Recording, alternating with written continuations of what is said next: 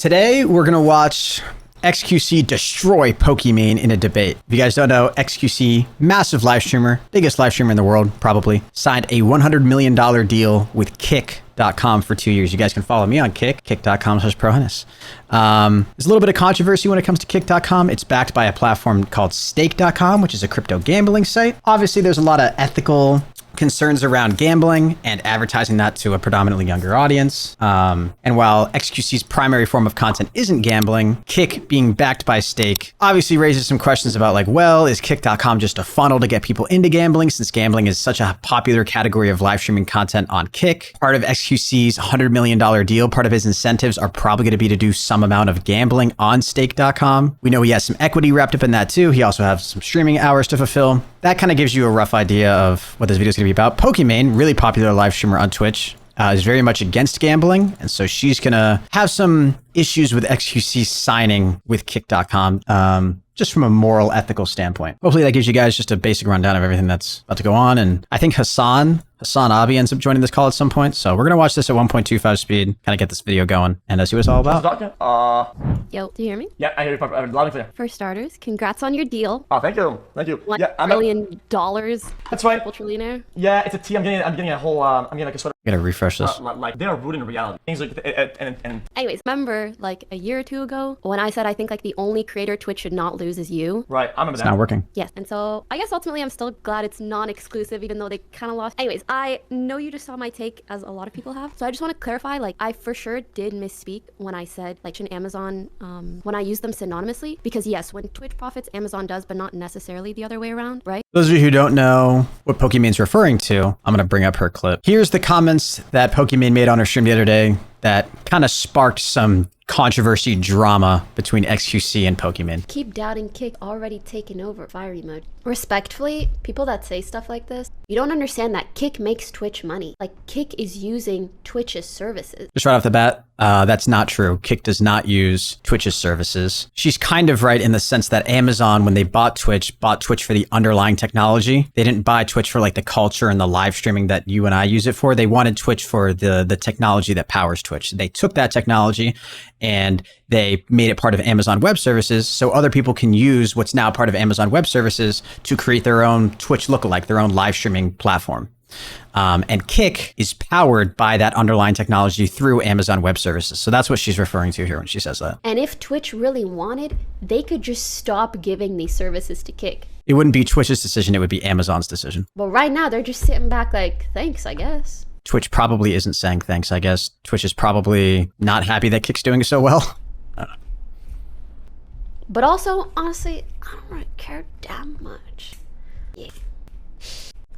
Well, AWS is Amazon and Twitch is Amazon, so in a way it is. Not really. I get the point that she's trying to make, but in a way it is. Not really.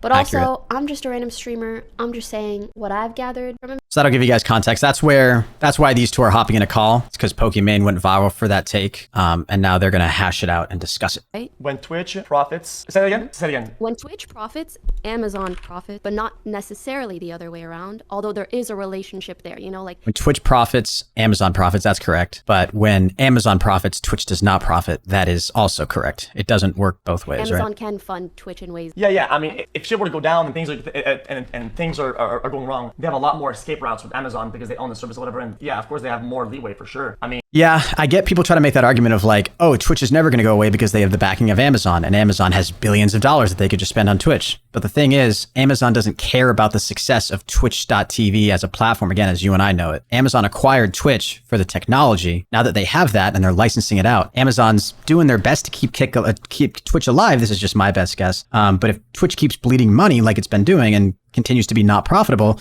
then they'll probably just cut it off or sell it, or I don't know, just sell the domain or sell the licensing for the trademark. Again, I don't know, but we can really look at the example of Mixer and Microsoft and say that, hey, Mixer should have never failed because it's backed by Microsoft. That's not necessarily the same thing, obviously, right? And we know that Mixer failed because not around anymore, but they had the backing of Microsoft. So just to say that Twitch has the backing of Amazon doesn't necessarily mean that it's going to be successful long term.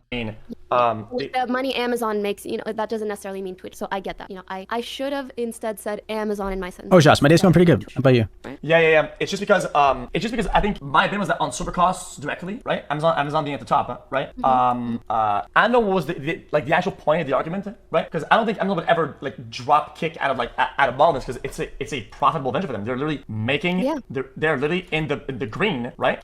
With Kick, quite literally. And I mean, listen, this is not a secret. I'm not saying this out of spite. Trust me. I will never say anything out of spite to anybody, because I think everybody's chilling out, right? I don't think there's any like, oh guys, these guys are bad and whatever. But in comparison. Thoughts on Tate charges? We can talk about that some other time, but just really briefly, we'll just have to wait and see what the evidence is once that comes out. Money once that gets released. Down to Twitch is it's a money sink. All they really care about. Oh, Twitch? Yeah, to Amazon. But I'm sure there are other ways that it's valuable. Obviously, none of us fully know the back end. I think what I was trying to say in that clip is just, in a sense, Amazon and Twitch are on the same side, and Kick is using an Amazon service. And so it's just my personal theory. Listen, overall, you know what I really like about people like Kick? They don't give a fuck. Like they don't give a like they're rooted in reality. So when I say, oh, the chat sucks, this sucks, like, yeah, you're right. We'll fix that. And they're always open for change or whatever, right? So whenever if you're holding your tongue because you're scared of like hurting me or whatever, or you say harsh words or whatever, I don't care. You say whatever you want. No, frankly, I don't even know enough about Kick to say much. I was just saying, whether it's Twitch or Kick winning, Amazon is winning. That was my point entirely. And that, you know, if push comes to shove, yeah. I can imagine Amazon getting the company that they own over the one that they don't own. But that's just my theory. I don't fucking know for sure. I don't know the back end. Right. I get what she's saying, and it makes sense on the surface level that, like, if Amazon had to pick a platform to keep successful, obviously they'd want Twitch to be successful because Twitch is owned by Amazon. But the problem is, again, Amazon has no incentive to keep Twitch as like a service, right? In terms of like a platform, like a live streaming service. So Amazon could drop Twitch if it's not profitable, and they probably would, because we've seen that happen before, again, with Microsoft and Mixer. Of how this shit works, how much data Amazon gathers from either streaming platform, how they value either one, etc. Right? I was just trying to say, either way, Daddy Amazon is winning. But I shouldn't have said Twitch. Yeah. It's a thing people make. The comparison that I made with chat is something that I started understanding is that, unfortunately, fortunately, when you work with people that are growing and they're so small, right? There's not a lot of overhead costs, not a lot of employees, not a lot of buildings, not a lot of shit to keep on, and basically you're kind of starting from the bottom. That's when the opportunity is really good, because overhead costs are pretty small, right? So when growth is coming in, it's really pog, right? So Amazon, like when buying Twitch, the problem that they're talking about now is that overhead costs are fucking insane. So it's a money sink, because on paper the servers are about the same. I get it, they probably have like discounts or whatever for Twitch, right? Because it's their own company, right? They own it. So of course the price they're putting on the server is probably less. Correct, chat? Is like, it's kind of how business works. Compared to the one that they deliver to Kick, they probably have to add a premium for themselves, right? So I get what X is saying, but he's kind of trying to make the argument that, like, oh, Twitch just has a bunch of bloat, right? They have a bunch of stuff that, like, they probably shouldn't be paying for, and Kick can be more profitable because they're such a new company, they don't have as many overhead costs, right? But I would argue that Kick is going to need to start incorporating those overhead costs when it comes in the form of like hiring more people, probably hiring like a trust and safety team, hiring people to manage partnerships. Because Kick probably only has like 2 or 3 employees. No, I don't know. They probably got more, and like probably a handful of developers, right? But to kind of make the comparison of like Twitch, which has been around for over a decade, and Kick that's been around for less than a year, it's not really a one-to-one comparison. And if Kick wants to get to Twitch's level, they're going to have to hire more people. They're going to have to hire a sales team. Like I said, trust and safety, somebody to manage like TOS, team of people to manage all that, right? I get what he's saying. So on a ground level, in these early stages, they don't have a whole lot of expenses, but as they grow, they're going to need to start spending more. So I thought, they do have costs, exactly. That's what I thought. But the problem is that it's a money sink because all the overhead costs, right? It's a massive corporate, there's a lot of employees, there's just so much shit, right? It's why I was like, shit. And in favor of XQC too, Twitch might be bloated in the sense that they might have some people in positions there that don't really need to be there, right? Like if they really needed to become successful, they might need a CEO to come in and like fire even more people, cut costs even more to try to make Twitch profitable. And that's possible too. I would tend to agree with you that if push comes to shove, they would keep Twitch. I thought, shit, Destiny's argument, which I kind of agree with, if push comes to shove, I think they just say, fuck it. We're just gonna go to buy our servers, rent our servers, and that too. We're not conditioned in other it. People, I agree with that take as well. That they might instead, I mean, I don't really know if there's they might just sell Twitch and be like, we'll just sell you guys the service to Kick and instead just profit that way without having to worry about the overall costs, infrastructure, overhead. Oh shit! I mean, is that what I mean, Twitch would go bankrupt in 24 hours. I don't know. I mean, maybe. Shit. Wait. Yeah, but that's kind of like saying that like Twitch is only up right now because of Amazon, which again, like I'm sure Amazon helps in the sense that they can like allocate a certain amount of resources, comes to like money to Twitch, but I don't know how much of an impact Amazon has directly on the success of Twitch as a platform right now. Twitch probably has a decent runway. I get what he's saying. It's probably isn't 24 hours, but I get what he's saying. Wait. Have you ever, okay, if you don't do the cost of the servers at premium price, right? And you were to calculate the actual amount that Twitch costs on server, it is exorbitant. Running my stream on Twitch is an absolute money burner. The fact that this stream is live and chat is watching, the chat's here, we have a big pot and we are burning money at ridiculous rates. Maybe that's a price someone wants to pay. I mean, clearly Amazon wanted to pay it. People been paying it in the past, or they'll just make everybody run 8 minutes of ads. I don't fucking know. Yeah. But I do want to clarify something, which is like obviously, you know, I'm not a fan of the gambling stuff, so for that reason, Kick kind of leaves a bit of a sour taste in my mouth. But I really do hope that their participation in this industry will lead to just better opportunities for creators, especially smaller streamers, especially since we all know Twitch has been making like really fucking annoying changes and shit. So I'm happy to see like individuals get that bag. Yeah, that's really it. All right. So what? Oh, but also Dexter replies are still fucking ass. Yeah, like, they slightly misword something. Any fucking title, any clip with any girl in it is gross. Something I realized, I get it's not the same ratios, but Gamba overall is like laced or is part of like everything. And when you think about it, Amazon, I mean, don't they have like a deal with like DraftKings, like laced everything? Gamba's everywhere. Gamba's laced with everything. Gamba's everywhere. It surrounds, it dominates. He's so like internet brand that he just talks in like internet gamer slang all the time. He's saying that Gamba, which is short for gambling, is laced everywhere, which just kind of means it's ingrained in everything. And I think he's going to try to make the argument here that like, oh, look at like DraftKings partnered with like major sports franchises and stuff. And, you know, nobody bats an eye at that. But when it comes to like slots or luck-based gambling, right, people tend to have an issue with it. World, right? I mean, Amazon runs Twitch. Shit, Amazon has to deal with DraftKings, no? Don't they do? Yeah. For like a fuck ton of amount of money. I mean, they're not completely indemned in that part either, right? So when you start saying start comparing, oh yeah, but this is a portion or has gambling money. Shit, Amazon playing Twitch also does have gambling money linked to it. So at that point, I think I don't want to become like to varying degrees though, right? See, that's why I said varying degrees, yeah, exactly. But are you gonna be black on white about it, or like or on the? I feel like it's kind of, I don't know. I think it's like an uphill. It's like an upstream argument to make, but I don't know. Oh yeah, it's hard for me to say black or white. I think everything is gonna end up being a little bit gray. Yeah. What do you? Okay, you know what? Yeah. I had this discussion with the big streamers. You know, we should do a podcast because I think these topics are very boring, right? But if you put in the podcast, it'll be more interesting because they're more condensed and they're more targeted, and people know. And people want to listen for a long time. Yeah, exactly. So then, hold up. Let's say you have a timeline, right? And you have COVID in the middle. Mm-hmm. I think streaming was like on its way up, and COVID hit, and that thing was like and massive peaking, right? It's crashing low key. I mean, it's like half what it used to be. Oh shit. Okay, so I'm glad you know about the stats, because I had to run all the stats because I started thinking like, okay, so what I thought about when I saw this, I thought, okay, when they were over here and they're looking at the rate at which it was growing, they probably went massive on that. Yo guys, go crazy, mm-hmm. And people were very crazy about the market. But now COVID's kind of going down. Things went down like I think 30% or what they were initially from, 38-40%. I would say 50, honestly. It's what they're talking about right now is pre-COVID, live streaming was definitely a growing industry. There was more and more people live streaming on Twitch, YouTube, just as a whole, the industry was growing. And then COVID hit, everybody was locked indoors. Makes sense. What are people going to do in their free time when they're locked inside their house? They're going to start taking up live streaming, right? Something you usually do just sitting at your setup at home. So there was a huge uptick in live streamers when COVID came through. And now that COVID restrictions are lifted, people are back to work. People are just going out doing stuff. Those numbers are going to come back down. So during COVID times, live streaming was really inflated. And now it's kind of coming back down to a normal, consistent, long-term support level, I guess. It's a pretty significant amount of where we are now, right? Yeah, for real. He talks pretty fast. Toast has like an esports team and stuff. Right. Like streaming is one thing. I think esports is actually so close to dying it. Oh shit, yeah. Yeah. Well, the sponsors are fucking pulling out. They are pulling the fuck out. They've been here for years, and they're like, this is looking like zero return. Yep. Wait. It's really actually kind of scary and sad. Yeah. Okay.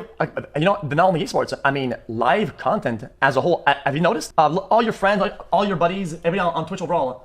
And maybe Chet noticed that. Chet, you know, your streamers that you watch don't do that many sponsors anymore for games and whatnot, or for games for products. People do some like food sponsors here and there, right? But overall sponsors, bro, we're talking like I think it went down like about 80% of sponsors are down. I think there was a big dip, you know, when everybody was like recession. That kind of makes sense, right? Like when economic times are bad, because you got to understand that we're in an economic recession right now. One of the industries that's going to get hit the hardest is marketing. Advertisers are going to stop selling as many ads. So that'll be in the form of like traditional advertising, like billboards, billboards or like TV commercials. And then also sort of new forms of advertising like influencer-based marketing where they would pay a streamer like XQC to talk about HelloFresh for 5 minutes during one of his live streams, right? So I get what he's saying. Streamers probably did see a huge decline in the amount of offers that they were being given because advertisers and brands are trying to cut back to try to survive the recession. Economy dying. I think it dried up for a little while, but it's coming back a little bit, I think. Sponsors? From Yeah, what I've seen. I haven't seen a lot of ads recently. Sponsoring streamers, at least. Yeah, there's a recession, but yeah, I think, yeah, Chad, there's a recession, but also at the same time, I mean, listen, I'm not an economist. I don't know what are the causes of a recession, but I definitely know that like they probably had to like boost up stuff because of COVID and whatnot. They probably had to like juice it up, and at one point that has to come down somehow, right? Because right, Yeah. isn't that kind of how that works? COVID's kicking in, Market and then, investment. yeah, they have to juice up, and at one point that'll flatten out, and what that causes it, the difference in between is that there's gonna be a little bit of a recession, right? It's gonna have okay. You know what Regardless, I'm really curious about, and I wonder if you know anything about, has any like large streamer in the past leaving Twitch impacted Twitch's numbers much?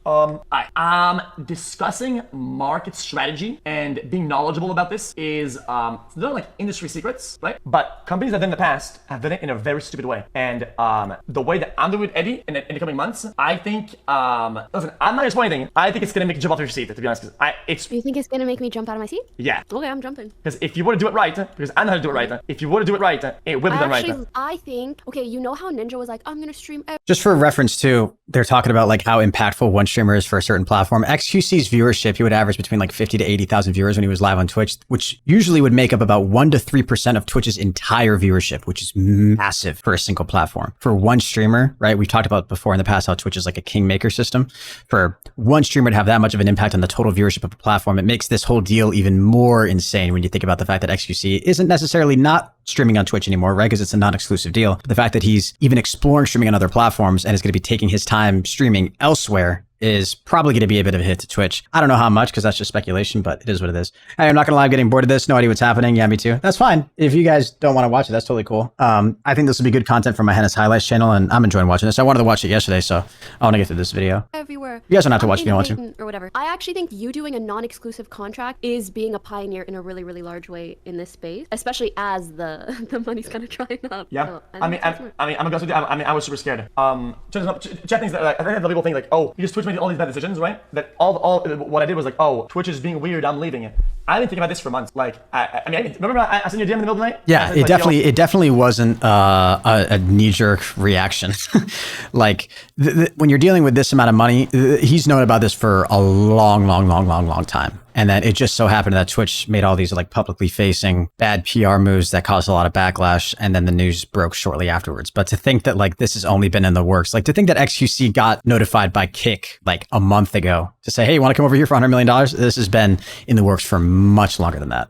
Yeah. I remember we talked about it like almost a month and a half ago. Yeah. So as I was, I had to like kind of really give it a try in my head and really get there mentally because I was never. Why did Kick offer just XQC and not Kaizenat? They might have offered Kaizenat a deal. I'm not sure. But I think if Kick wants to legitimize themselves as a live streaming platform, a real player in the live streaming space, they have to hit Twitch hard. And so this deal kind of feels like a Hail Mary from Kick because even though we're talking about $100 million, right? And even though we're talking about Stake, Kick being backed by stake.com, we're talking about it's a ridiculous amount of money. Like just to give you guys a point of reference, when Ninja signed exclusively with Mixer back in like, what was it, 2019, 2018, that was a reported $30 to $40 million deal. And that was exclusive. And that was over like 5 or 6 years. Now we have XQC signing a 2-year long, much shorter, non-exclusive contract, which means he's not bound to just kick.com. He can still live stream on Twitch if he wants to. And it's for over double that amount of money. So Kick got together and they were like, look, we want to be taken seriously. We want to hit Twitch where it hurts. Let's really legitimize ourselves. Let's sign their largest creator. So yeah, they're probably going to be signing more people, but this is definitely the largest deal that they're going to do for a very long time, maybe ever. It's a ridiculous amount of money. It's a ridiculous amount of money to give. And he's the streamer with the best track record. He also has the biggest pool of viewership on Twitch, right? Since he's the largest streamer on Twitch. Kaizenat pulls a lot of viewers, but since he's the largest streamer on Twitch, they're gonna try to bring over XQC. It's gonna make more noise too. Kaizenat's a newer streamer. XQC's been on Twitch for a long time. He's known by a lot more people. That's kind of my take on it. Also, that's an insane amount of money because my parents have never ever made something like that in their life, and neither have I. $100 million. Most people won't make $10 million in their life. I don't think it's uncommon to think that over the course of somebody's entire life, they will generate $1 million in terms of like revenue. Most people will never see that amount in their bank account though, or in terms of like their assets. But I'd say over the course of somebody's whole life, they probably generate, they probably generate over $1 million. I'd say that's like, I wonder what the average amount of like generated revenue is for an individual, right? Like if somebody's making like, let's just even take like, if you make $30,000 a year, but then you work for 50 years making 30 grand, right? 30,000 times 50 is $1.5 million. So I don't think that's like unreasonable to think that like, most people will generate $1 million in their lifetime, but 10 million, that's much more rare. And 100 million, that's you're talking very, very, very, very, very small amount of people. Never gonna swap if I wasn't like fully there. And it's all in pretty much, right? Like I have to be. I don't like doing half ideas. I have to be in or not, right? And that's why we never made a podcast, Andrew. Yeah, and the way that I got there, right, is by intaking it. Why did other platforms didn't work out? Why did Mixer didn't do any good? Why is YouTube doing really bad? And the way that they're doing their signings and the way they're doing things, the way that they're not changing the market, are for key reasons. There's a couple of reasons that I'm not gonna say, because I don't want people to, I don't want the boomers over there, the fucking billionaire Andes to fucking ignore my shit. Okay, I get it. I'm not that. People say, oh, that's smart. Okay, here's what we're gonna do. Okay, people say, oh, that's smart, and I get that. I'm working with Eddie full time on like really, really strong ideas and whatever. And when that fails, is Eddie like the owner? Yeah. Can I ask you something, and you can totally not answer it? Yeah. Did they give you any equity? Can I talk about that? Can I talk about that? That's a yes. He said, and but you don't know. I got to. Like, as in, you were talking about, I was looking at I got to choose. I'm pretty sure it's been confirmed now that he does have equity in kick.com, which means he has some sort of ownership.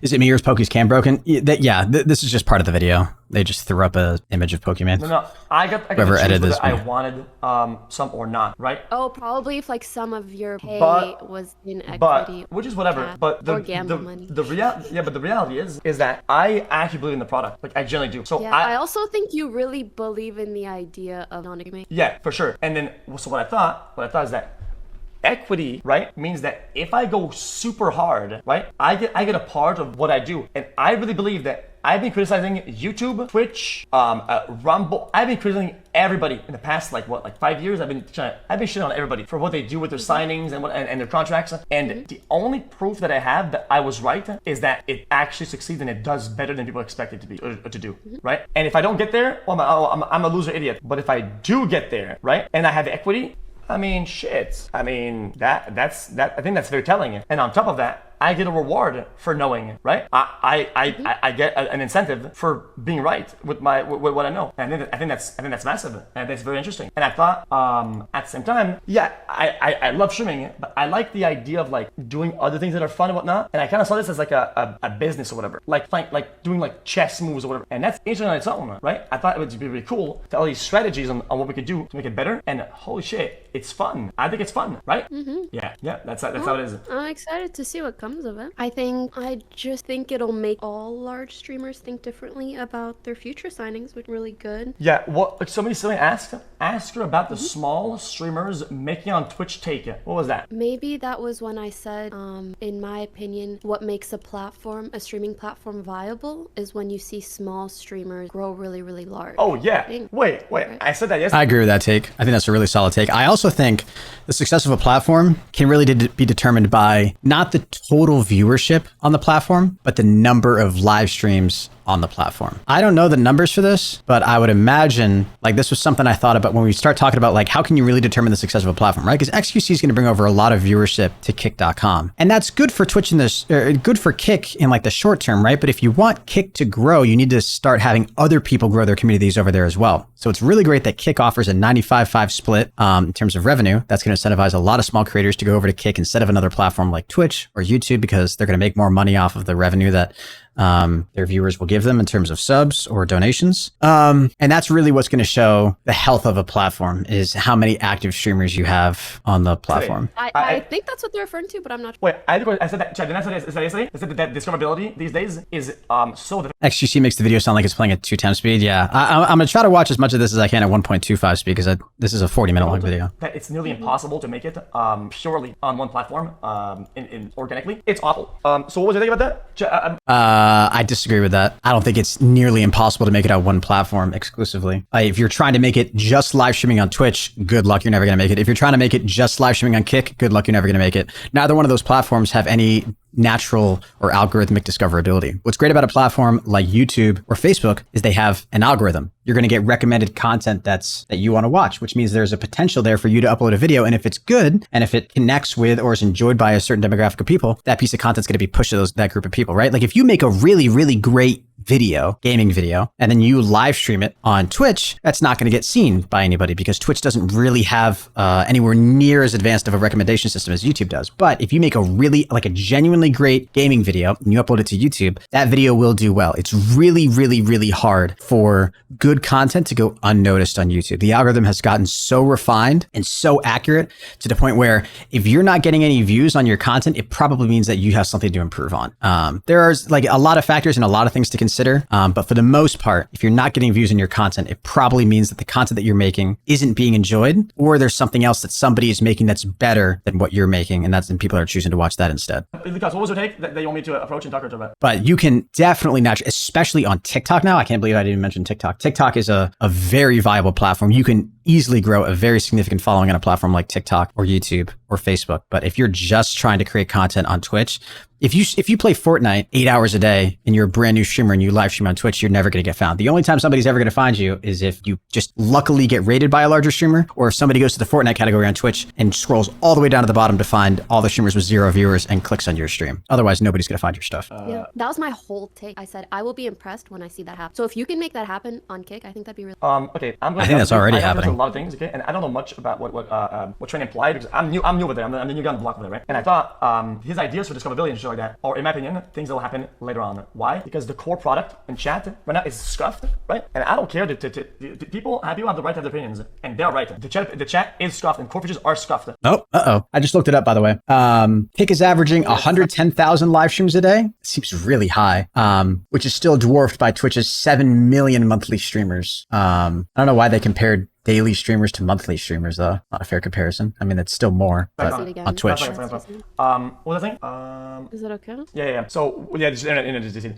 Yeah, so what was the thing about? I was talking about something. What was the thing about? I don't know. I think you were talking about Oh my God, X, come on. Whoever edited this video, why don't we cut this shit out? up the DC screen. Yeah, so now should be full back now. Is it not full back? It's full back. Okay, so what I was saying is that the core product right now, right? There's a lot of problems with it, right? Like the chat. How long has Kick been around for? Kick has not been around for very long. How long has Kick.com been around? It was rolled out in January of 2023, so 6 months. Not a lot of time. So to compare its success to Twitch is still kind of dumb, but it's a really exciting new platform for people to be on, and smaller creators love it because if you have even a mid-sized or small community of people who subscribe to you, you're going to make a lot more revenue streaming on a website like Kick than Twitch. Twitch takes 50% of all sub revenue. So if I pay $5 to my favorite Twitch streamer, that Twitch streamer is only going to see $2.50 of that $5. The rest of the $2.50 will go to Twitch. Whereas on Kick, if I subscribe to somebody for $4.99 for $5, I believe the streamer gets like $4.75 or $4.80. They get a much bigger chunk. Kick gives a very, very, the best split out of any platform ever. YouTube does 70-30 splits. Oh no. Yeah. So now there's a bunch of core products. All I know is it crashed when you went on yesterday. Yeah. So just like chat stuff. I don't mind any criticism. I don't mind saying like, yo, it's stuff, it's bugging out. Yeah. So the Kick product has small kinks that are so not big. That are working on it, but feedback is really good, which is fantastic. But at the same time, I think what people need to understand is that when Trina has a bunch of ideas for like discoverability and whatnot, right? And I have to be honest with you, I think fixing the core product is it needs to be reprioritized, and do all of this because he has actually a lot of ideas for discoverability, like clips, like shorts, like there's a bunch of stuff you can do, like discoverable like clips. Is that a bug you drew? This is XQC drawing it. But yeah, it's him talking about the core of Kick and basically saying that Kick should be prioritizing on fixing the fundamental issues with the platform before starting to focus on like building out discoverability features, which I agree. You should probably make sure that the core product is good, right? We've talked about how like the mobile app is bugged. There's some other issues with the site. I don't browse onto the whole lot, so I can't speak to a lot of those issues.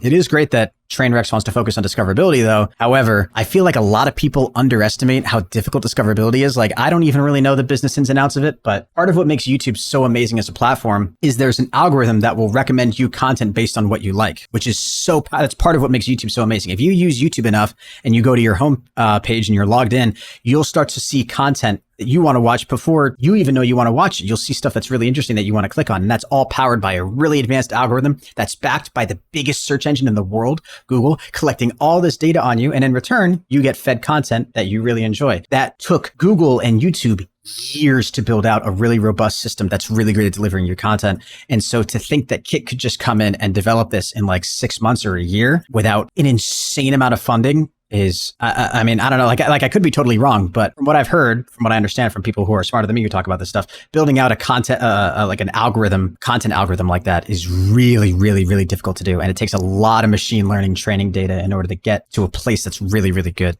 And shorts and things that are like, that make people like TikTok and Kick or something? TikTok also has an amazing algorithm. Oh my God, it's so good. Facebook also has one. Right, that's really good. I'm sure. There's a couple things that you can do of discoverability that I've had to deal with. Chat knows. Chat knows about the things that I've known in the past. That's in the past for discoverability. Like really, really good ideas. And if you put those in, then I think it can. I got an IQ of 150 for real. For discoverability. No, I don't. But even then. And this is just the space that I'm in, so I just like to think about this stuff a lot. Tell you my honest opinion real quick? Yeah. So for example, YouTube has amazing short videos, VOD, live stream. They have everything, right? Yep. But still within their live streaming, they don't have good discoverability, not just because they're not bringing traffic to their live streams, but I think because something that Twitch has in comparison is a bit more of an and I think it's good that in a way, Kick via like socials and honestly, like trying to make good decisions when Twitch makes bad ones is starting to create a community. But I feel like that's how you blow up small streamers into large. Yeah, like the way that LSF is tied in with the community, the way that people gain traction, the way that there are streamer houses and basically they're all on Twitch more or less. I feel like that's how you blow up smaller. Okay. Yeah, I mean, yeah, you brought up very, very valid points. I think these are all really valid. Chat, guys, don't be rude. She's not about that. Yeah, basically, YouTube, the problem with YouTube is that like our voice, because I mean, if you guys want me to yell, try yelling. See? I just like. Yeah, that's a killer stream. If you just speak French all the time, it doesn't. You know, there's like a bunch of categories, right? C'est peut-être plus facile. Toute la journée en français. En anglais, je parle juste tellement. I'm talking French, guys. I don't know French. Mais les gens de la France, ils comprennent pas. Really fast voice. Yeah, speed up. Okay, see that? Speed it up. See all the categories? See, chat, you know what my thought was like? Is that on... and by the way, Pokimane's comments, she's not wrong. YouTube could probably do more to make live streaming discoverability better, right? Like if you go to the YouTube homepage, you're mostly going to be fed VOD video content, right? You're not going to see a whole lot of live streams. If you want to find live streams, you kind of have to go digging a little bit. If you look at your subscriptions down here, you will see people who are live streaming that you're subscribed to closer to the top. But in terms of like discovering new live streams, I have a live tab right up here that might only be there though, because I watch live content when signed in on my Henis highlights account.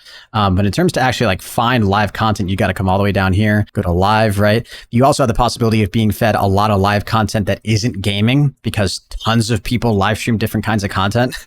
You're going to get news content. You're going to get podcasts. You're going to get like almost like live leak type content. Typical gamers right here. Rain sounds for sleeping. There's tons of different content you can get. So you'd have to go to live, and then you'd have to like scroll down, probably go to some like, live now gaming, right? So there's a few steps you have to make in order to get to see like a lot of live streams. And then even like to a certain extent too, is this even like a gaming live stream? It says Resident Evil in the title. Okay, it is. But then even too, what's kind of weird is like, this isn't even a live stream. It was live streamed 5 minutes ago, right? So it got turned into a VOD, so it's ended now. Some stuff that's recently ended still hasn't gotten filtered out. It's weird though, because this isn't sorted chronologically either, which kind of sucks, right? Like here we have somebody with 94, 96 watching, 49 viewers, 12 viewers, 25 viewers, 35 viewers, 28 viewers, 282 viewers, 23,000 viewers. Why is this guy even in my recommended? This isn't even an English streamer, right? So in a perfect world, this guy shouldn't even be recommended to me. But this does go to show how like big of a platform YouTube is. This guy has 7.4 million subscribers. I've never heard of him in my life. The chat's been flying. I don't even know what language this is, but you guys kind of get my point. So live streaming discoverability does have opportunities to grow on YouTube. It could be made better. But YouTube also has a problem that a lot of other platforms don't have, which is YouTube has to provide recommendations for all different kinds of content. They've got to recommend that you watch video content, the regular traditional video content that they've been doing forever since their infancy. They've got to recommend live streams, and now they have to recommend short form content. That's a lot of different types of content to put on one homepage and balance equally in like a good way that doesn't like overload the user without, in a weird way, compartmentalizing everything. And I feel like YouTube from like a design standpoint just has to work out all of those kinks, right? A platform like Twitch or Kick only does live streaming. Like, yeah, you can have videos on there, but nobody really fucking does that. So you can have videos on Twitch, I mean. So they have much less difficulty organizing where you can find their content because there's only one type of content to watch on those platforms. YouTube has a lot of stuff to categorize and give the viewers opportunity to sort through. So I understand from a design standpoint that YouTube has some extra difficulties and hurdles. But I believe they can get there. And I think there's a benefit to recommending live streaming content too, because that probably will incentivize people to spend more time on the platform, but they have all that data and I don't. So they're probably making the best decisions that they can. Read my last message. What was the name of the kid you and Kenny played death runs with and how's he doing? Luco. No, Maddie and I played death runs with or played Fortnite with Luco. There wasn't anybody who Kenny and I played with that was a kid. I just opened my live tab and there's random stuff. Yeah, only like a few things that I actually watch. Yeah. A bunch of categories, right? Like a bunch of things to and like they should make it so there's categories like games and just chatting. Yeah. To watch and whatnot. I agree. The thing with Twitch is that over the years, it has really solidified itself as like, for one category, is like one big streamer, one big, one medium, one medium. And when you're not watching one guy, the transfer to the other guy is really easy. And the other guys are easy. And it feels somewhat the same, no different in style because the community is so like fully fledged out, right? And like the ecosystem is there for people to have. How's he been? I haven't talked with Luco in a long time. I have no idea. Baby bowl get replaced. So things kind of go naturally like that. When on YouTube, there's none of that. Replace. The ecosystem is there for people to have stuff to watch regardless. Swipe, stars get replaced. Baby bowl get replaced. So things kind of go naturally like that. When on YouTube, there's none of that. Wanna know why? Because on YouTube, live streams, one guy's live there, the other guy has -20 viewers. Okay, other category, nobody streams it. Other category, one gets 3 million viewers, other guy has 0. Categories on YouTube? I don't know. It's garbage. It's just so bad. And yes, there are different categories for different games, obviously, and you can browse those. I get what he's saying though, to an extent. Again, it's just not. Twitch is organized in what we call a kingmaker system, which is if you're at the top of a category, you're going to be at the top of that category and it's really hard to knock you down. Whereas like on YouTube, if you're a really small streamer, but you're making genuinely better content that's dragging in more viewers than somebody who's further up in the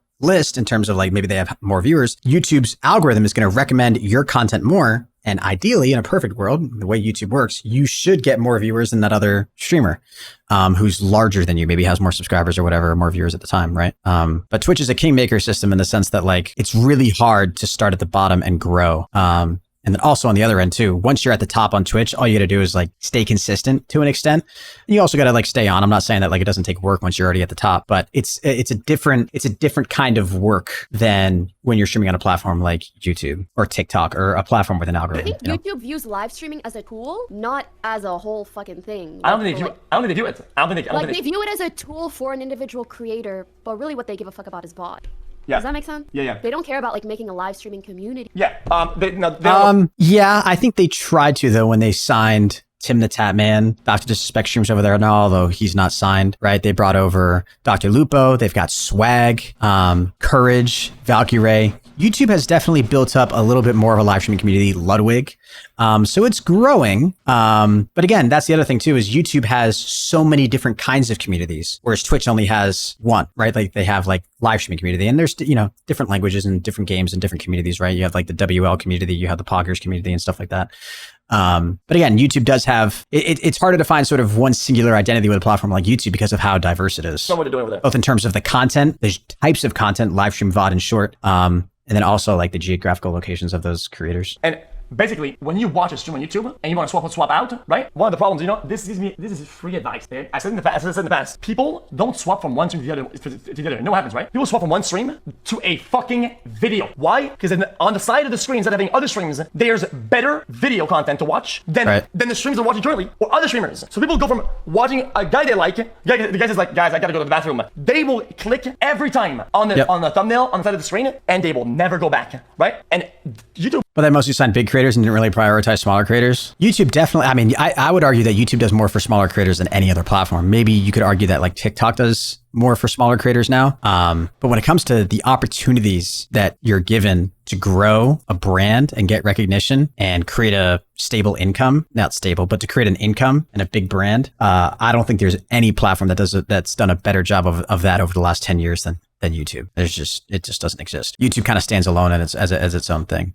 And Twitch definitely doesn't give a fuck about any smaller creators. Themselves that way. That's what they want. But it doesn't make any sense. So if that's what they want, there's other ways to do it. They already own all the muscle for it when it comes down to fucking a video content, video formats, right? So they don't not only they don't care about their live thing, they're actively killing it. Like they're quite literally killing their own streams by having the thumbnails on the side be better content. Isn't that so odd? That's just odd. So why? Because they don't know what the fuck they're doing. So there's no. I disagree with that take. He's saying that like because when I'm watching a live stream, I'm recommended other stuff over here that I'd be incentivized to click on. Yeah, that's true, but that same thing would be true for VOD content. I get what he's saying though. When you're watching a live stream, if the live streamer gets up to go to the bathroom and you look over to the side and you're like, oh, Penguin's uploaded the new video, I'm gonna go watch that, right? If you're watching somebody on Twitch, you don't see that, right? Like if I go to watch, let's just click on Hassan's stream right at the top. If I go to watch Hassan, I'm locked in here. The only incentive that I would have to click off of this is if I see another, like there's no, you know what I mean? This is just names over here. Right? Whereas like if I'm watching on YouTube and I glance over and I see a thumbnail that seems really tempting for me to click on,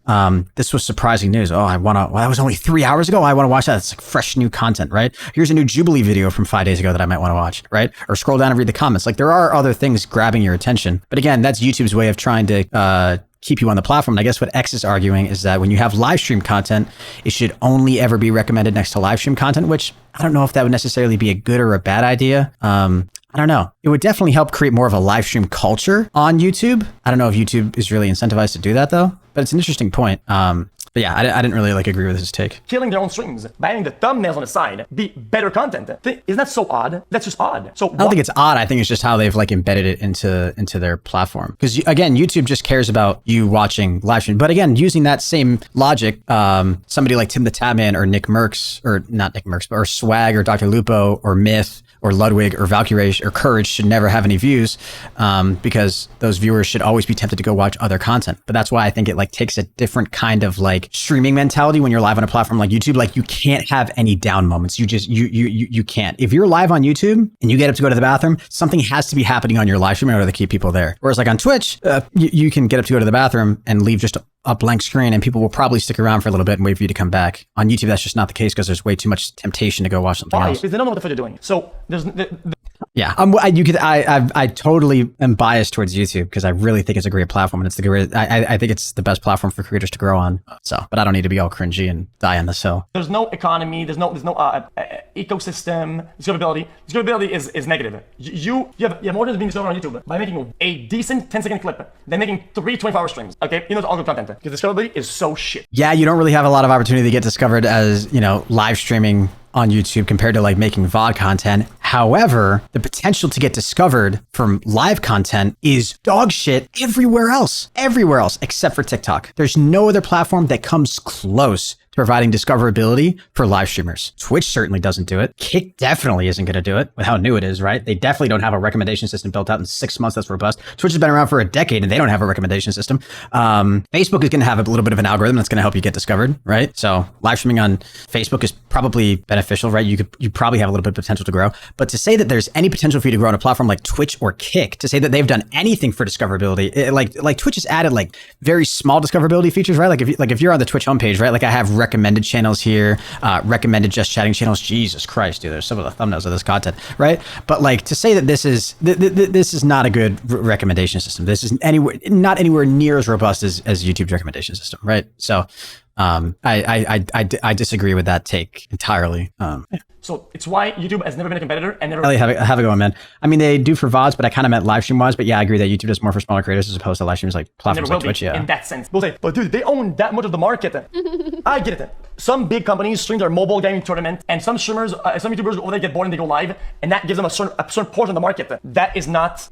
These are live streams. That doesn't compete with anybody. That's a non-factor. That's why I thought about it. Anyway, thoughts? Thanks, maybe you too. I agree with a lot of what you said. I feel like you focused a lot on its cons. I think it does have a few pros, which is that the gaming community, like VOD on YouTube, is fucking insane. And if you're a large creator and you can tap into that through live streaming, like you're probably gonna have a good time. Okay. The community that they have is pretty chill. Yeah. But in terms of live streaming, they have yet to do anything revolutionary. Yeah, I mean, okay, what you just said, I want you to go back to what you just said and really think about it. You said YouTube's VODs are good. YouTube is a VOD company.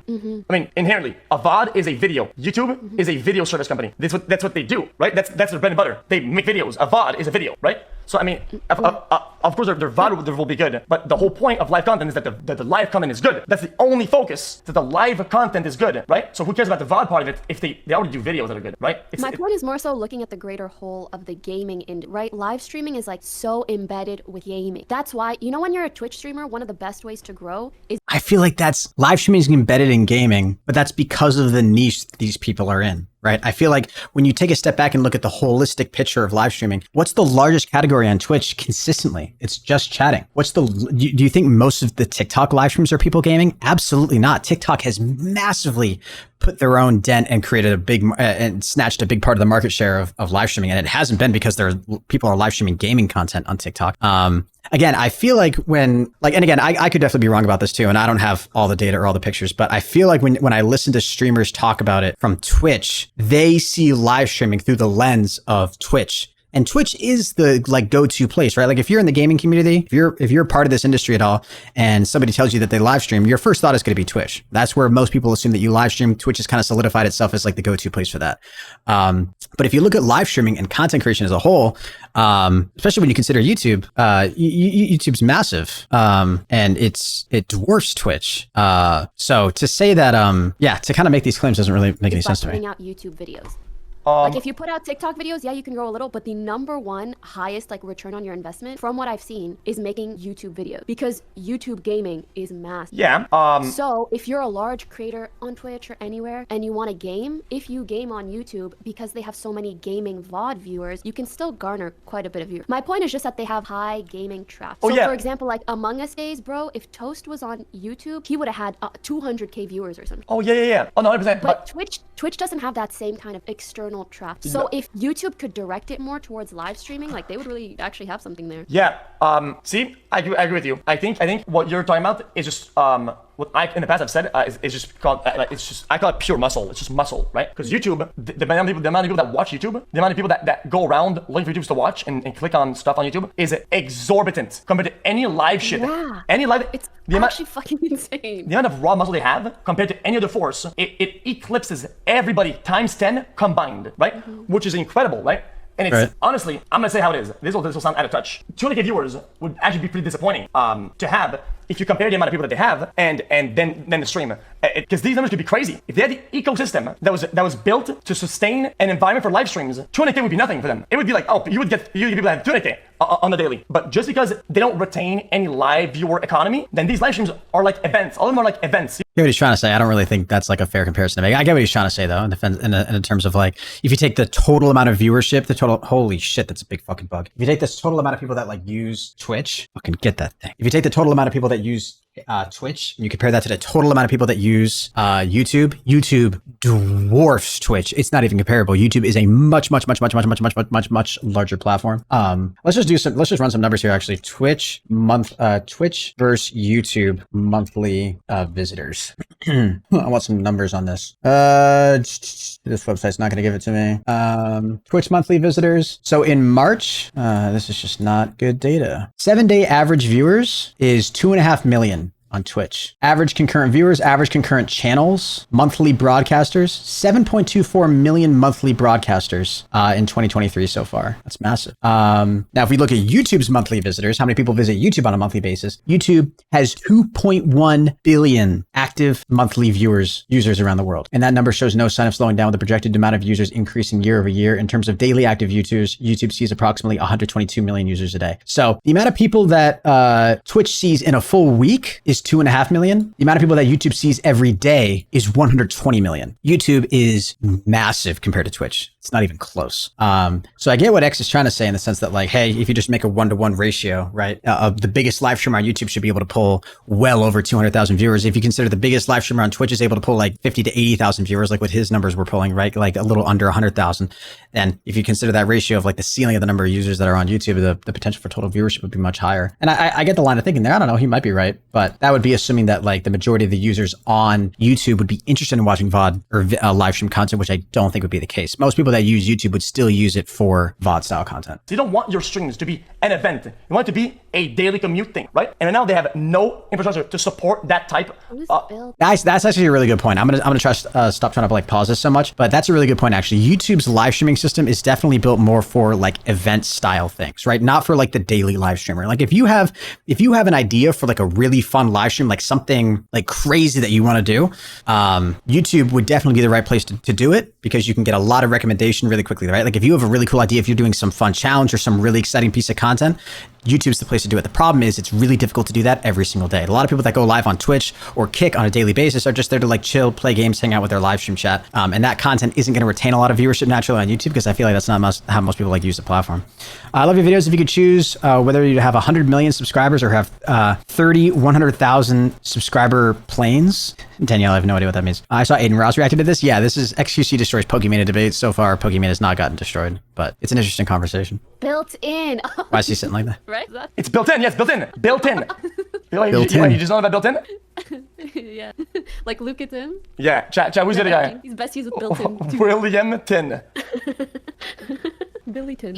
MT. I don't know why they don't want to bring more traffic to live scat. I have no idea what the back end of YouTube looks like. I can answer you. I think they only care enough about the live content part of it to enhance their video part of it. I don't think they have I agree. I think they have zero confidence and belief that live content is worth on itself good enough to take away from their videos whatsoever. I know, and low-key that kind of scares me. Like they must have run so many calculations to just decide it's not fucking worth it. Yeah, no, so It's like, what is the future? Live streaming as a whole, one, and a platform that is dedicated to it, Twitch, Kick, whatever. yeah, if they cared, they would. I think the future for live streaming is definitely bright. But I get what she's saying, right? In the sense that like, hey, we can just kind of come to the logical conclusion that if YouTube isn't prioritizing live streaming content as much, then that must mean that they don't really see a future with it, which I don't think that's necessarily true. I think YouTube's just kind of at a point where they're having difficulty trying to figure out how to grow 3 different genres of content on one platform. YouTube has VOD, like traditional video content, live streaming content, and now short form content. And to try to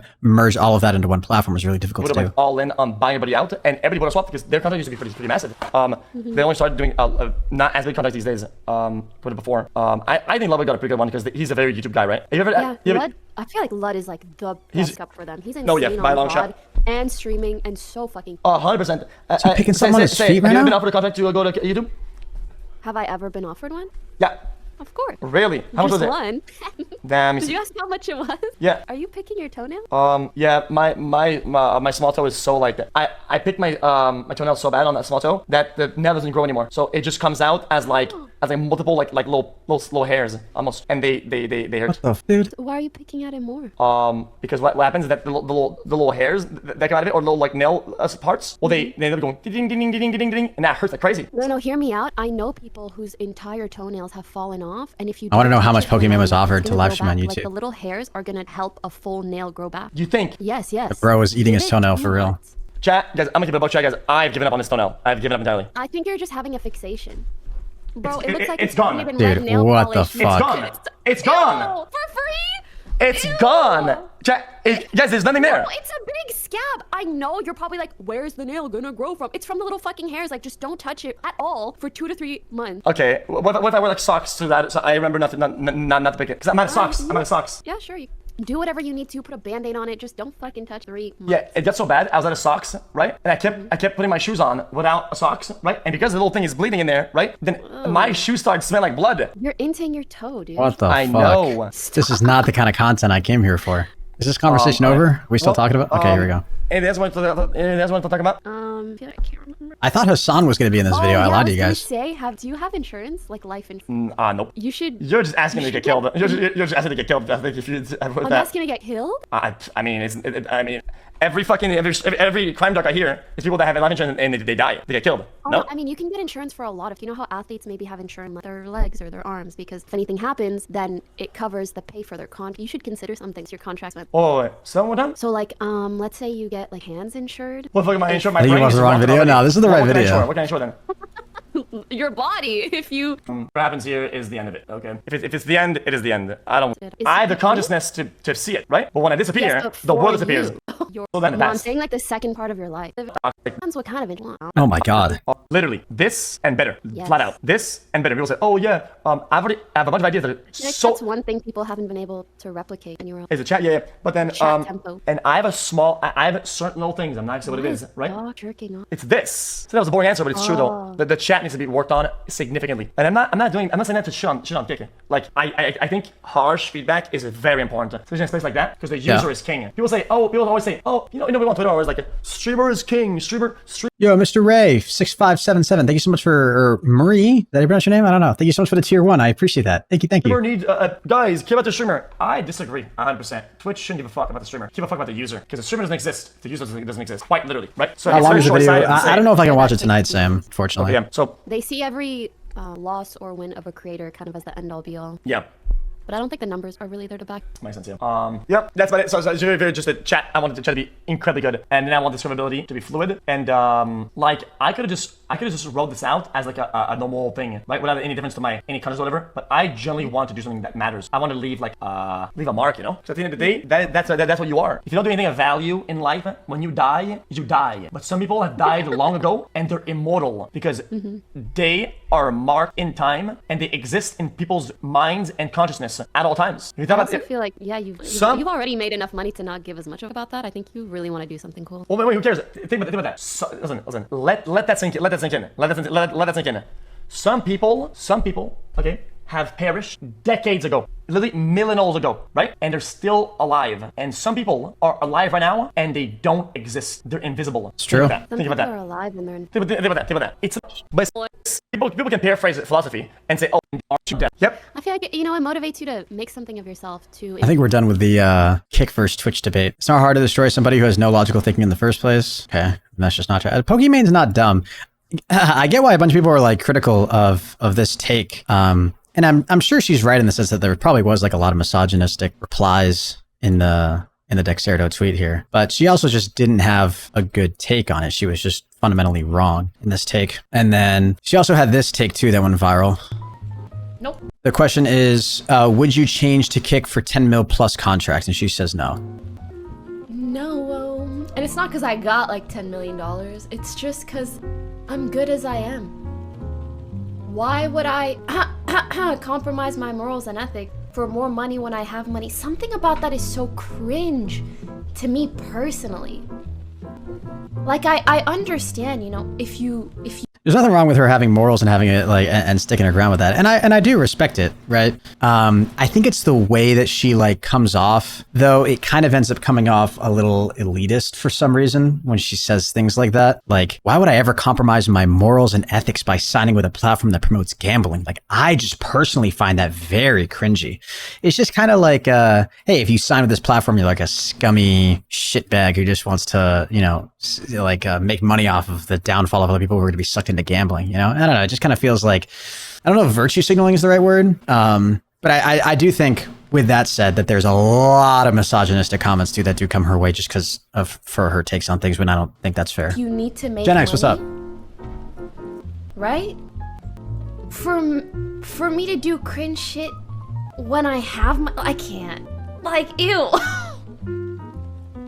How do I, can someone put this into words better? Yeah, it just ends up coming out wrong. And there's nothing wrong with her having like an opinion on like having morals and wanting to stick with them, right? And I have no doubt that she has morals, right? She's also somebody who like could have made an OnlyFans if she wanted to, right? She would have made exorbitant amounts of money if she made an OnlyFans. She would have made a lot of money, but she didn't do that. And that would have been very easy for her to do. She wouldn't have had to wait for a contract to come along to sign exclusively with Kick. Could have made an OnlyFans. Never did that. Never made like overly provocative sexual content. Could have done that. Never did that. Right. So like, I agree that she has morals. I think it's just the way that she talks about them, talks about why she doesn't do them as like a way to like demean other people who do it, you know? That all took ACR deals. Or we could talk about her other close friends that took stake deals that gambled on a daily, which ended up using more of their audience than I did after Gamba, and actually had more stream hours on the sites than I did. What about those? Oh, okay. Those aren't morally and ethically bankrupt, are they? Okay, got it. To me, Yeah, I don't know. I just feel like it's not a clean take. Bro, I saw the thumbnail for a split second. I thought maybe you transitioned. Oh, when you clicked on the live stream and you saw this playing? Oh, damn. Pokimane has actually spoken in favor of smaller creators signing the kick because of the financial benefits they offer to that no other platform is offering at the moment.